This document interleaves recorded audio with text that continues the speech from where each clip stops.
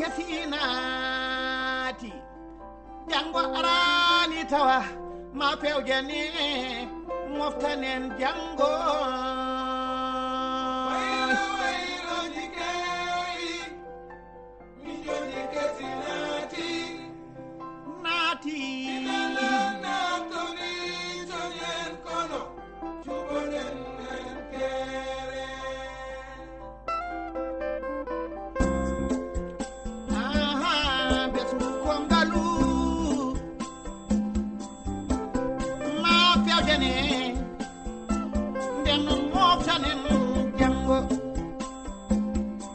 safarore yo hade hanina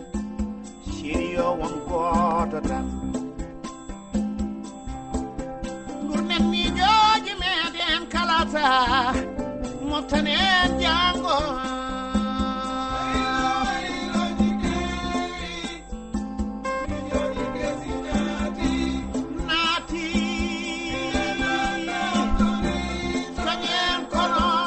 jellankoɓe bandiraɓe ko taari jella waabino semme ko wayno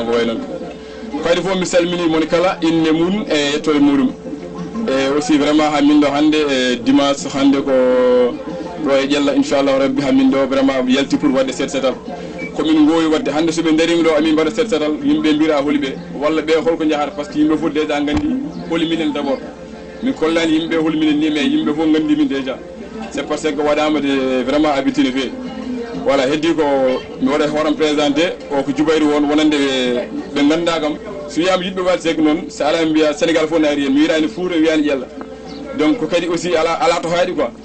voilà hande noon hamin gonde vraiment de yimɓe ɓe ganduɗa vraiment ko jeeyaɓe waali sek jeeyaɓe yiɗɓe waali sek kadi ko joɗaniɓe min to nokku men biyeteɗo Semme ɓeɗo ɗiɗo goni représentant ji mabɓe monsieur Oumar Coulibaly woni takkiɗo saram jungo ñaamo o woni Cheikh Oumar Sy ɓe ene jeeya hannde vraiment wonanɓe min représentant de Semme bon groupe o fof ko normalement fonno arde mais saaha on faari en plus ko wonko woni e jeesa men aussi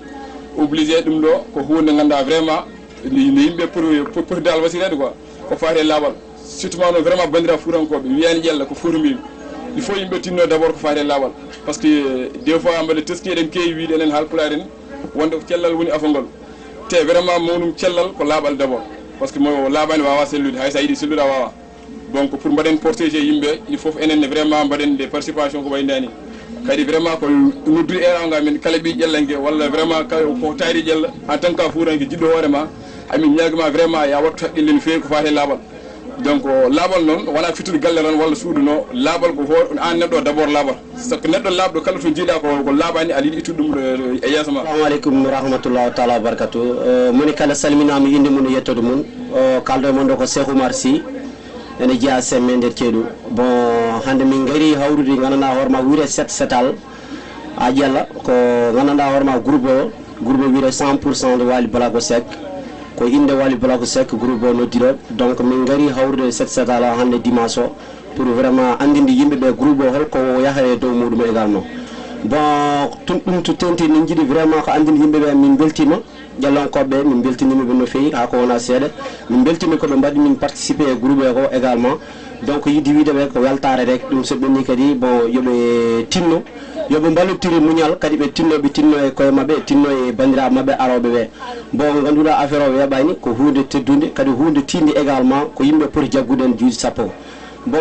oɗo groupe no ko 100% Waly Balago Seck ene wiya ene gasa wonde taw ko inde Waly Balago Seck min mbaɗi hen mais kadi également ko yidde ɓamtude kadi wuuro ngo également ko faade laaɓal woni sensibilisation o ko ɗum tagui min hande arde ɗo e journée dimanche pour min mbawa wallude yimɓeɓe kadi andinde heddiɓe vraiment komin goni ko wona e kecce min goni sensibilisation yaha d'une part et d' autre part également min ƴewata kadi vraiment waɗa développé donc yidde wiide ƴellankoɓe yoɓe tinno e sukaɓeɓe ha tinti jinnaɓeɓe mawɓe yoɓe tinno e sukaɓeɓe sa nani wuuro rek ko sukaɓe kadi sa nani wuuro kadi également ko laaɓal donc wonɓe garani keɓani arde c'est parce que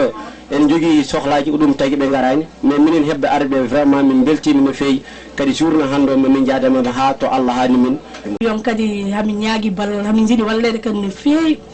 pour min ɓeydo darade kadi darnade kadi wuuro ngo hamin ñaagui jinnaɓe yo ballu minen no fewi kay. Assalamu aleykum bandiraɓe julɓe on calminama on juurama ko guiɗe moɗon sehil moɗon biyeɗo Oumar Coulibaly holto cuuɗi men Semme. Voilà, hande noon min gari ɗo e guri men biyeteɗo Ƴella wuuro men wiyetego Ƴella to wadde représenté ko affaire groupe 100% Wali Balago Seck. Aujourd'hui nous sommes là pour se présenter, pour même que de faire un set-setal pour rendre la ville propre. Et pour nous, avant tout, c'est la considération. Nous venons de s'aimer,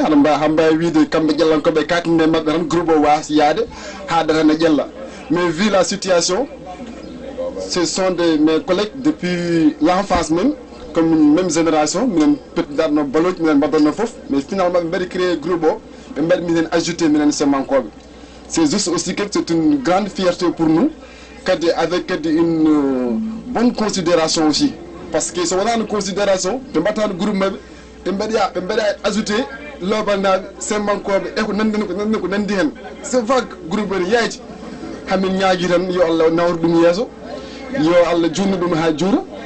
surtout que la jeunesse, ville ou pays, le développement, il faut que la jeunesse. Quand jeunesse à la développement pour développer surtout que l'appui sur l'éducation. Quand nous signalons aujourd'hui que nous avons un domaine éducation pour l'éducation est faible. Alors que nous ferons c'est juste nous insérer au point parce que c'est un point essentiel pour la jeunesse aussi. Kadi sen gastiɗo kadi e nder ƴalla hamin ñaagi hen no feewi ko nande ballal kadi e la bonne considération de la jeunesse parce que jeunesse so waɗaka considéré kolko yiɗi wadde organisé yaada il faut ko waɗe considéré o rokke appui nden janggo o wawa hebde ko yiɗi ko e nder wuuro o surtout setal eɗen jaa eɗen pitta laabi leegal e nder wuuro he vraiment ko hunde yonde kadi aussi kadi donc salmindi yimɓe o et aussi e weltanade wuro ngo fof e weltanade kala bawɗo wonde sesetal voilà ɗum ɗo min jaran hen kalis ko laaɓal wuro ngo tan min jaari hen sabi wuro so laaɓani ngo wawa dañde ko ngo yiɗi ko sabi laaɓal kañum woni cellal wuro il faut wuro waɗa laaɓal nden cellal wawa yaltude hen wadde ko ɗum tagui min denmin suhaɓe yonɓe gari min goni 70 personnes voilà maro hande noon ko nomin gimini tan min gardidani min kewa no fewi donc min gari oɗon nombre mais comme 70 personnes bon komin pitare hen go min ƴewani hen kalis min ƴewani hen haydara donc min ƴeewi hen tan ko yidde dañde hen laaɓal ngal bon yidde dañde hen ɓural ngal e rendinde suhaɓe wuurɓe foof so laaɓi minen foof mamin belta hen ɗum ɗo min ɓooyi hen sabi min keeɓi hen joni 6 mois min keeɓi hen lebbi jeegom bon komin ɓamin fittude hen ko min jii hen ko heewi guila ko muusi ha ko metti mais minen min gondaka ɗum ɗon minen komin sowa wuuro non wuro ngo waɗi changement trop c'est komin pitare hen ko min batti nande hen vraiment ko mbatton ko ene yooɗi kadi kala to min birti laaɓi amin daña hen courage kewɗo ɗum tagui min continue ha wasa ha joni quoi min keeɓi hen ballal nde vraiment ko mbatton ko ene yooɗi sabi won saaha goto min gumminoma ɗo min jeeyi fittoyde jumaro ɗo seulement seeren ɓe mbaɗi hen duwaw no fewi ɓe downima fedde nde no fewi ɓe downima sowa wuuro ngo no fewi kadi min gummima ɗo min jeeyi dépense min pettiron docteur o welti no fewi sabi docteur o no weltinde hay participation makko o waɗi hen bon yande ɗum ɗon koye monsieur e maire hoore mum no yiwi min hamin daari hamin pitta nde haali hen haala yotka waɗi hen programme kewɗo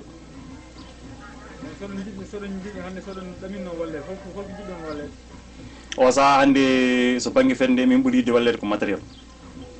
ko way homno gouriraji peeluji masque ji bouljon ngaji sabi on banggue hamin mankira ɗum trop sabi ɗum ɗo saɗa fitta ɗum alay saago daña matériel mum sa daña matériel mum a wawa fittude ɗum so rewɓe garan tan gadda pittoruji mum à partir ɗum ko minen worɓe min gara min gadda retoya men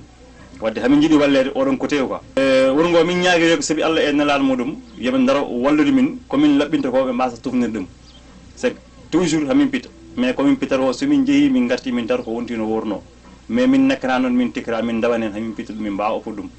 c'est so laaɓi ko minen fo jeeyi wadde hay goto min mbanna min mbaɗen ko koyamen min mbaɗen ko wuro ngo donc min ñaaguiɓe tan kala hen koɓe ndendina somin ndendinta gorel somin gari somin pitti ɗum min ɓofta min jaa min beddi o nokku goto wattero wasa waɗede e nder wuuro he o quoi